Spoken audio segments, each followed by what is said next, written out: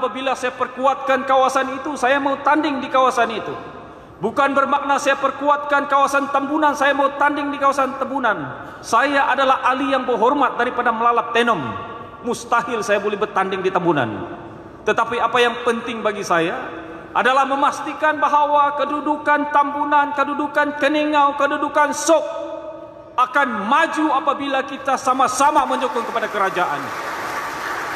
Itu yang kita mau, supaya permohonan-permohonan tanah yang ada ini dapat kita berikan kepada semua orang-orang yang memerlukan. Saya tahu masih banyak, tetapi tanpa sokongan, tanpa berada di dalam kerajaan negeri Sabah ini, sudah tentu agak sukar untuk kita, sudah tentu agak sukar untuk kerajaan negeri Sabah untuk membantu kita. Tapi percayalah yang amat berhormat Ketua Menteri, bahawa apabila saja saya turun di kawasan Tambunan, di kawasan Bingkur, saya cukup terharu, terutama kepada pegawai daerah Keningau, yang apabila saja ada masalah di Bingkur, saya minta sampai yang pegawai daerah ini sanggup, walaupun hari-hari cuti, sanggup membantu orang-orang kampung, pasar pagar, pasar simin, pasar apa.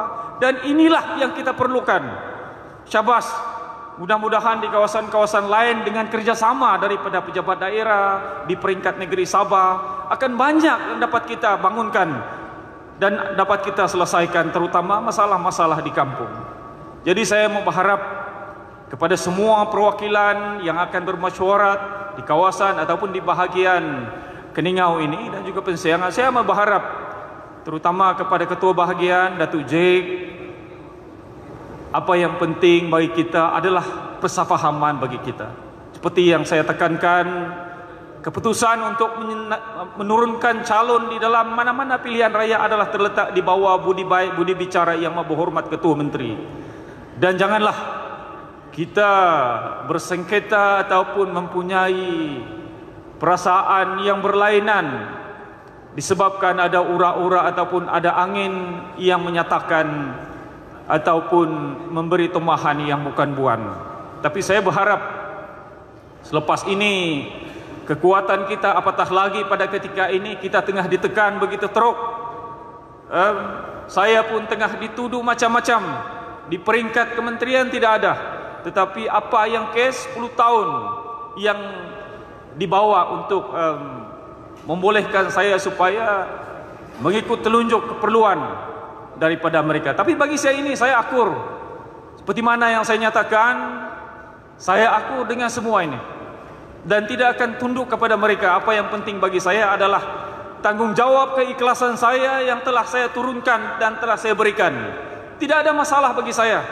Kalau di peringkat negeri, prestasi saya tidak begitu baik. Kalau di peringkat parti, nyatakan bahawa saya adalah bebanan ataupun liability kepada parti pun, saya akur.